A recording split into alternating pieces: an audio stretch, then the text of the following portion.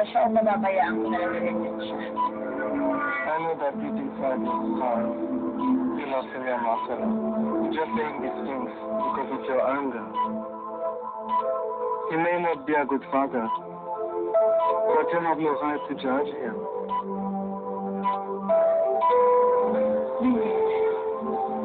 Kamusta ang... Successful ang relationship.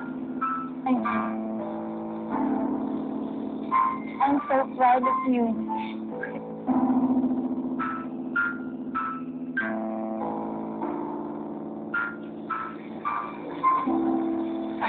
Tagal mo naman. Kanina pa ako kabadong-kabado dito eh. Sorry baby, na-traffic ako eh. Siya yung dating boyfriend ng kapatid kong si Luis. Matagal ang kalang ng drive ni Luis. Diba siya na ang mahal ko na yun?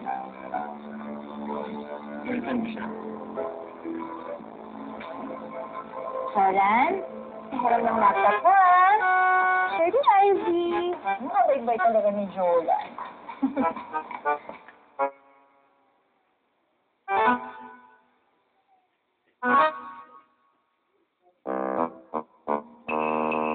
Tignan mo si Jolan.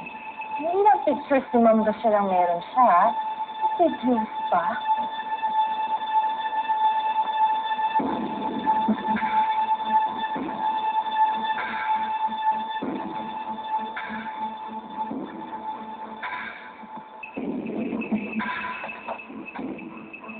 Meron ko kaya? Kung nasa utak ng babae yun, bakit siya lumipat?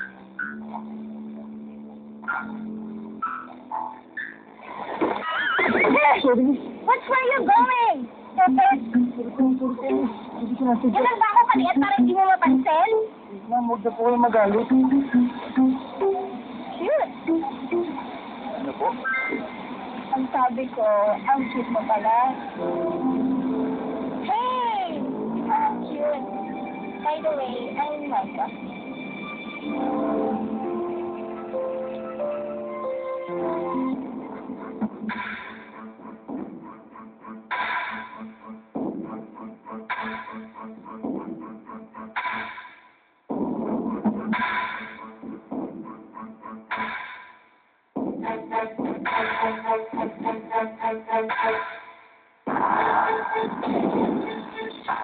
Uy!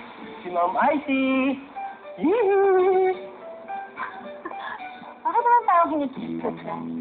Kinikilig talaga ako. Paano yung baby mo nandiyan na naman sa labas? Ma'am Icy napapadalas yung pagdalaw sa iyo Nandiyan si Limuel? Ha? Alam mo nandito siya? Hinatid niya ako eh, pero kanina pa yun.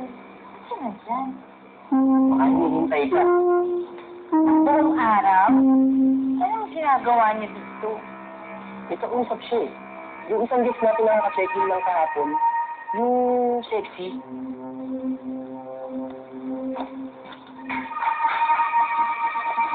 Ika, Ma'am nag-walk out na naman.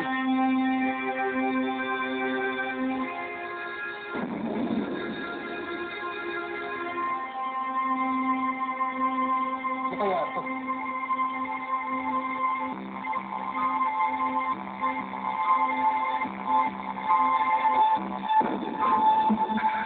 Ay, Carlo! Ang ginagawa mo sa laptop niya? Uy!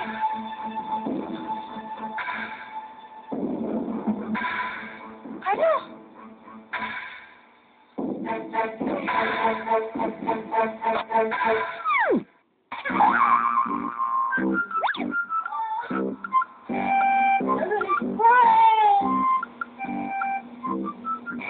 I'm so happy to see na makitang masaya si Edward. Sa wakas, buti naman at nakamove on na siya sa ginawa ng kapatid kong si Luis sa kanya. I'm happy that he has found a new love in Rochelle.